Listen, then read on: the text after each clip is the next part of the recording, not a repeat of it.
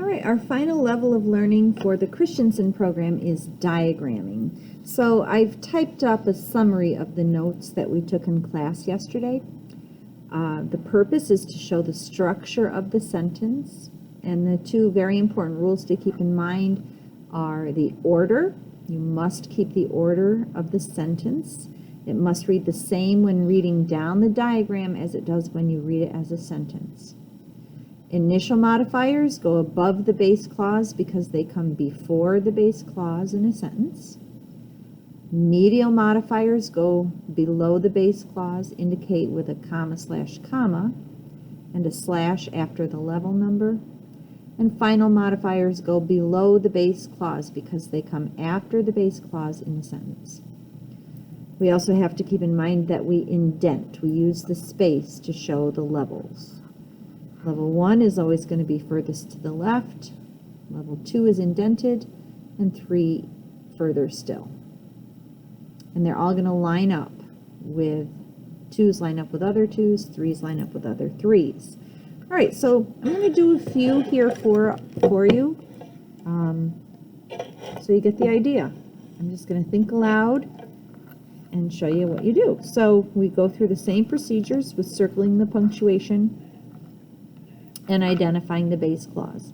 You're going to see some of the same sentences here. That's okay, because now we're adding on a new level of learning. We're adding on diagramming. So here we have, I spotted some leaves shaking as our base clause. It passes the it could be true that test, has a subject, has a verb. Now we highlight the free modifiers, glancing up into the tree, a flaming red maple, and displaced by an invisible squirrel. Next, we do the placement of the free modifiers. We have an initial modifier and another initial modifier. They're both initial because they come before the base clause in the sentence. And we have one final modifier here because it comes after the base clause.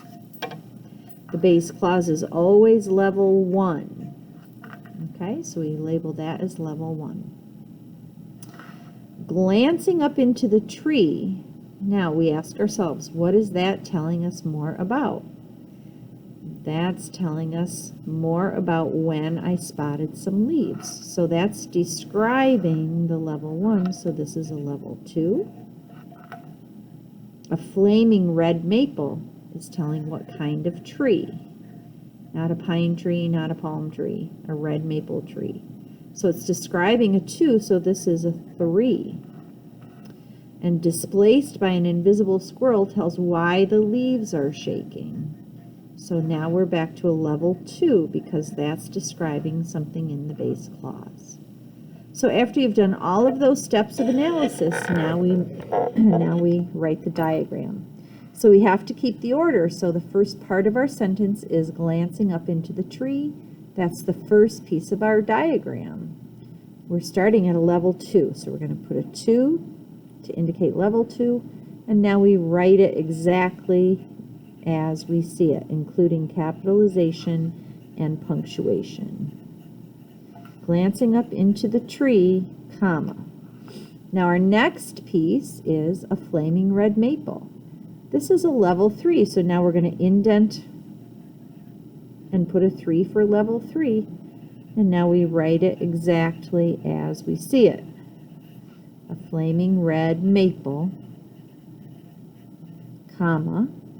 Now we're back to the base clause, so now we're going to not indent, right?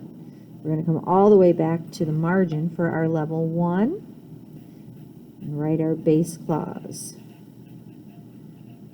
I spotted some leaves shaking, comma, and now we finish it up with a level 2. So we're going to line it up with the other level 2, and it's going to come under the base clause because it comes after the base clause in a sentence. Displaced by an invisible squirrel. Period. Okay, so our diagram is a 2, 3, 1, 2 on this example. All right, let's take a look at another one. Again, we have a familiar sentence. On her 7th birthday, Melissa enjoyed her party, complete with piñata and ice cream cake, cold and heavenly.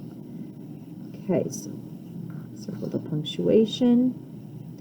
Identify the base clause. It could be true that Melissa enjoyed her party. Subject, verb.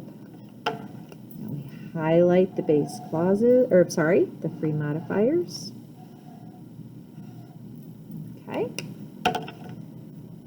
Placement of modifiers. We have one initial modifier, we have a final modifier, and another final modifier. Now our levels. We always start with level 1. Base clause is level 1. On her 7th birthday is telling us more about when Melissa enjoyed her party. So it's describing the base clause, so it's describing a level 1. This is a level 2. Complete with piñata and ice cream cake is telling us more about her party. Again, level 2. It's describing a level 1, so it's a 2. Cold and heavenly is telling us more about the ice cream cake. The ice cream cake is part of a level 2, so that's a level 3. Now, diagram. We start with what the sentence starts with, a level 2, capital O, on her 7th birthday, comma, now 1, come back further out to the left, Melissa enjoyed her party, comma, there's that comma, back to level 2, so line up your 2's, complete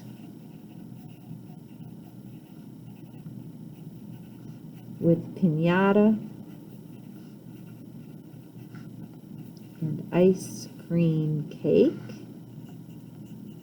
comma, and now the 3. So here are the 2's, indent further over for the 3. Cold and heavenly, and a period because we have a period there. So every piece of punctuation is represented. There's a comma after birthday, comma after birthday, comma after party, comma after party, comma after cake, comma after cake, period after heavenly, period after heavenly. We have a capital O, we have a capital O. All right, looks good. We do not need any punctuation after the 2, 1, 2, 3. The only time you would write something there is if you have a slash with a medial modifier. All right, so there are the notes and 2 examples.